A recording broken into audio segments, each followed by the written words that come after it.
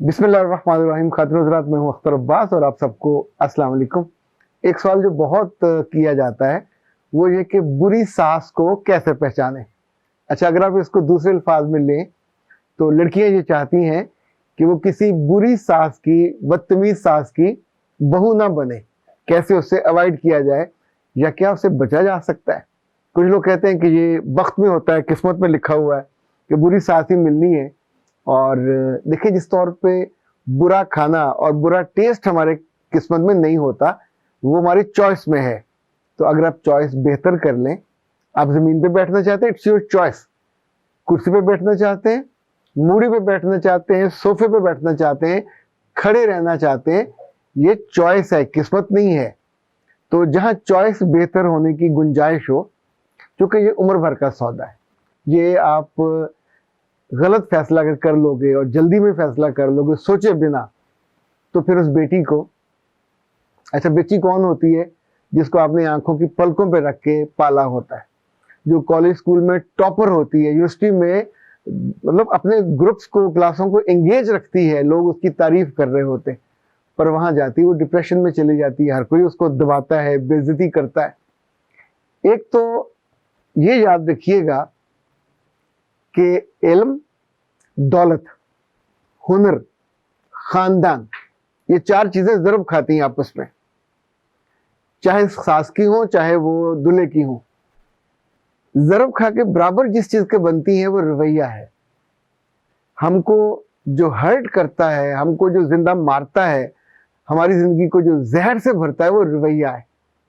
सो सास हो, दूल्हा हो या आप खुद हो, हर सूरत में देखा करें, अगर इल्म आपका 10/10 है, फर्स्ट क्लास है, हुनर आपकी जॉब भी लगी हुई है, काम भी आपको आता है, वो भी 10/10 है, खानदान भी वजाहत है, वकार है, दादा दादे और जमीन भी है और घर भी है और एक पहचान भी है, तो वो भी 10/10 हुआ। तो फिर चौथी चीज दौलत बनती है। भूखे नंगे लोग और तरह के होते हैं, दौलत वाले और तरह के होते हैं। तो चारों चीजें जब जरब खाएंगी तो इसका मतलब है काफी सारा बनेगा। पर अगर ये जरब खाएंगी किसी जीरो से, तो फिर ये याद रखिएगा कि सब कुछ जीरो हो जाएगा।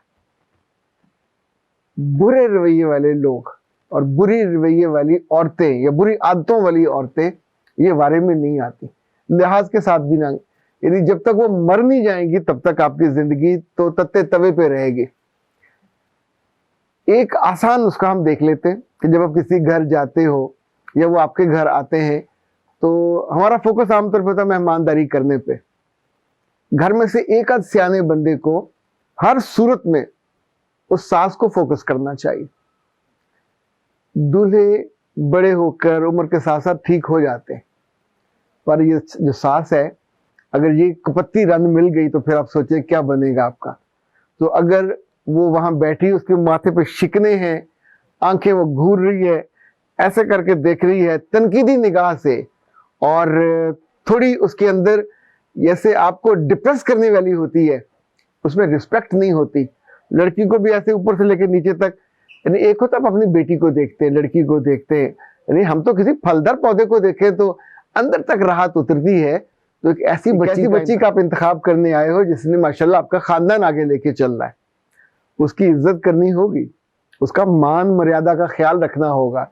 सो अगर सास में ये बुनियादी ये शर्त है, ये पूरी नहीं हो रही, तो रिश्ते के बारे में 100 दफा सोचिएगा। दूसरा, रिश्ता हो गया, मंगनी हो गई, अगर सास लेन देन में अच्छी नहीं है, नहीं आपकी तरफ से चीजें मुसलसल जा रही हैं और उधर से नहीं आ रही, तो फिर आप सारी उम्र रोगे।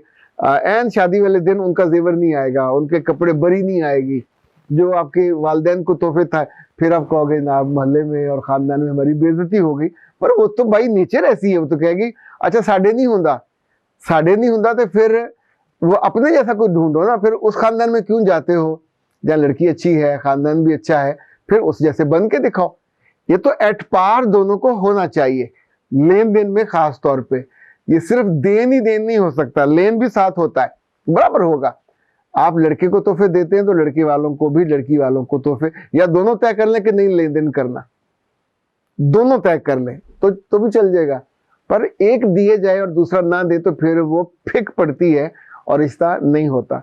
तीसरा एक बात याद रखिएगा, अगर आपके घर में कोई रिश्ता वाले अपने किसी बड़े को नहीं लाते, किसी बड़े, चाहे वो फुफ्फो हो, चाहे खाला हो, चाहे उनकी माँ हो, माँ फौत हो गई नो प्रॉब्लम, उससे उसके लेवल की किसी बड़े को लेके आए, किसी बाबे को जरूर लेके आए। ये जो दो बंदे वो बजाते आ जाते हैं, इनफैक्ट इनका कोई खानदान का इल्म नहीं होता, ना आगे का ना पीछे का।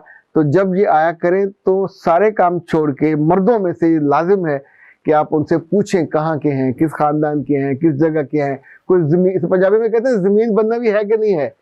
जिस बंदे का अपना घर ना हो, जिसकी अपनी जमीन ना हो, तो जाहिर है उनकी कोई रूट्स नहीं होती। इसी तौर पे एक सवाल बहुत होता है कि जब हम उनके घर जाएं तो क्या देखें। उनके घर जाएं तो सबसे ज्यादा जो चीज आपको देखनी चाहिए वो ये कि अगर उस घर में कोई बहू है तो उससे चाहे अकेले में लेके जाएं, चाहे खाना किचन में चले जाएं, चाहे उसके पास खड़े हों जो बैठे, उससे पूछे उसके साथ सलूक कैसा होता है। इसलिए कि अगर बहू के साथ बदसलूकिया, अच्छा वहां नहीं पूछ सकते, उसका नंबर ले आइए, बाद में किसी मौके पे फोन कर लीजिए, और इतना मीठा बन के, जो कि ये घर का भेदी है, यही लंका ढाएगा, ये आपको बर्बाद होने से बचा लेगा। उसके उस्ताद का पता आपको होना चाहिए, उनके अजीजों में से कुछ बुजुर्गों का पता होना चाहिए, ससुरालियों का पता, जहां से आप देखिए ये आपका हक है, इसमें डरिए मत। उनके आसपास के दोनों साइडों के दो दो हमसायों से जरूर पूछें। अगर ये कहे हमारा अपना घर है, वो बताया कि नहीं जी अभी तो कल आए, तो उसका मतलब झूठ पकड़ा जाएगा। अपना है, किराएदार है, लोगों से मिलना जुलना कैसा है, लड़ाके है, डिसेंट है, आपस में इनकी बोलचाल कैसी है, बोल बुलार कैसा है। इनफैक्ट ये सारी चीजें वो हैं जो हम छोटी सी इन्वेस्टमेंट से पहले भी देखते हैं कि पैसे ना डूब जाए। तो जहां अपनी उम्र भर की पाली हुई बेटी को अपने डुबोना है या उसको आबाद करना है।